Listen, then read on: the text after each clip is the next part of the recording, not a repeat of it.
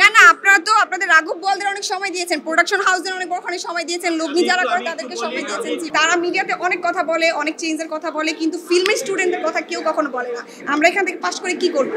জার্নালিজমের স্টুডেন্টরা আপনারা এগুলো করতে মানে জার্নালিজমের সাথে যুক্ত, বাট আমরা ফিল্মের স্টুডেন্টরা আমরা স্কোপ পাই না। আমাদেরকে বলে যে আমাদের এক্সপিরিয়েন্স নাই, আমরা ক্যামেরা ধরতে পারি না, বা আমাদের প্র্যাকটিক্যাল জ্ঞান নাই। বাট এই জ্ঞানটা আমাদের কে দিবে? এটা নিয়েও তো যারা বড় বড় প্রডিউসার আছে বা যারা অলরেডি ফিল্মে ডিপ্লোমা করে আসছে তাদের উচিত মিডিয়াদের ভয়েস রেস করার। প্লেসটা হচ্ছে ভয়েস রেস করার, বাট স্টুডেন্টদেরকে ভয়েস রেস করতে দেয় নাই। তো এটা আমি যদি বলি এক ধরনের বৈষম্য, কারণ এখানে বড় বড় প্রডিউসারদের কথা বলতে দেওয়া হয়েছে, তারপর প্রোডাকশন হাউসের ওনারদের কথা বলতে দেওয়া হয়েছে, বাট স্টুডেন্টদের জন্য আলাদা কোনো স্কোপ রাখে নাই। হয়তো সময়সীমা থাকলে তারা কথা বলতে দিত, আর হচ্ছে আপনি আমার জন্য একটা স্লট রাখা, স্টুডেন্টদের জন্য একটা স্লট রাখা, দুইটা ভিন্ন কথা। যেমন আমি চেয়ে নিছি কথা আমি বলতে পারছি, বাট আপনি স্টুডেন্টদের জন্য যে স্লট রাখা সেটা এখানে রাখা হয় নাই। এটা হয় বাপসার কোনো ধরনের ত্রুটি, অথবা আমি বলতে পারিনি ইন্টারনাল কোনো সমস্যা কিনা। তা আমার মনে হয়েছে যে আমি আমার একটা টিচারের জন্য 2 মাস ঘুরছি বিসি বরাবর, আমি এবং আমার আরেকজন যে কোসিয়ার এবং আমার ফ্রেন্ডরা 3 মাস ঘুরে আমি একটা টিচার পাইছি, কারণ আমাদের একটা টিচার সংঘ। তা আমার মনে হয়েছে যে এটা একটা প্লেস যেখানে সব ফিল্মের লোকরা যারা ফিল্ম করতে ভালোবাসে, ফিল্ম বানাতে পছন্দ করে, ফিল্মের সাথে ব্যবসায়িকভাবে যুক্ত, তো এখানে যদি তাদেরকে জানানো যে আমরা একটা ফিল্ম স্টুডেন্টস বাংলাদেশে এক্সিস্ট করি, আমরা আসি, এবং আমাদেরকে নিয়েও তাদের ভাবা উচিত। তারা যে মন্ত্রণালয় করবে, মন্ত্রণালয় তো অবশ্যই এখন যিনি বক্তব্য দিয়ে গেলেন স্যার আমরা কি চিনি না, উনি তো নিশ্চয়ই মন্ত্রণালয়ে বসবে না। আমি পাশ করতেছি বা আমার সিনিয়র পাশ করছে, সে 5 বছর পর গিয়ে মন্ত্রণালয়ে বসবে, উনি কিন্তু বসবে না। সো আমার যদি মন্ত্রণালয়টা কোডই না থাকে, ফিল্ম অ্যান্ড টেলিভিশন একটা কোড আমি অ্যাপ্লাই করতে যাব, সেই মন্ত্রণালয় তো শেষ পর্যন্ত সেই আমরাই বসতেছে। তাহলে এই চেঞ্জ এত কথা মন্ত্রণালয় হবে, এইটার মানে জিরো। আমি মনে করি যেটা জিরো থেকেই আটকেছে।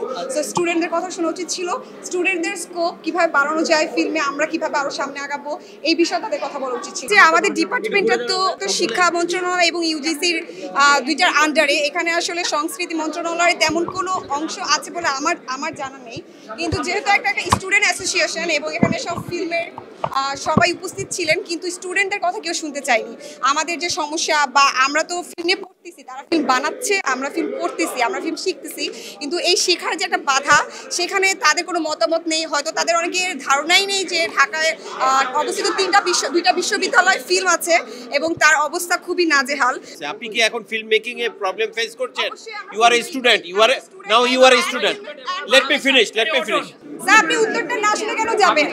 এখানে যে উত্তর দিয়েছে, এখানে একজন বৈষম্য বিরোধী ছাত্র আন্দোলনের মেবি একজন সমন্বয়ক ছিলেন, সেও একজন স্টুডেন্ট।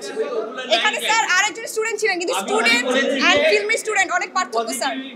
উনি হচ্ছে ভিতরে যেটা বলছেন যে ওনাদের কাছে একটা 7 দিনের একটা ওয়ার্কশপ করতে, ওয়ার্কশপ করার মধ্যে আমাদের যে দাবি আছে সেগুলো অ্যাড করতে, এবং হচ্ছে সচিবালয় বা মন্ত্রণালয়গুলোতে এগুলো পাঠাতে। উনি আমাকে এটাই বলছেন। আর আমাদের দাবি ছিল যে যেহেতু এটা একটা ছাত্রদের তৈরি একটা সংগঠন, এবং এখানে নানা পর্যায়ের ফিল্মের লোকেরা আসছেন, কিন্তু আমাদেরকে একটা স্কোপ বা একটা ফ্লোর দেওয়া হয়নি। যে একটা স্টুডেন্ট, যে উনিটাকে বলে গেছেন যে স্টুডেন্টরা কথা বলছেন, সেখানে 3 জন স্টুডেন্ট ছিল, কিন্তু অন্য ডিপার্টমেন্টের স্টুডেন্ট আর ফিল্মের স্টুডেন্ট অনেক তফাৎ। যে ফিল্মে পড়ে, যে ভুক্তভোগী, সেই শুধু জানবে। আপনি যদি জার্নালিজম থেকে আসেন, হয়তো আপনার ফিল্ম নলেজ অনেক বেশি, বাট আপনি জানেন একটা ফিল্ম স্টুডেন্ট কীভাবে সাফার করে।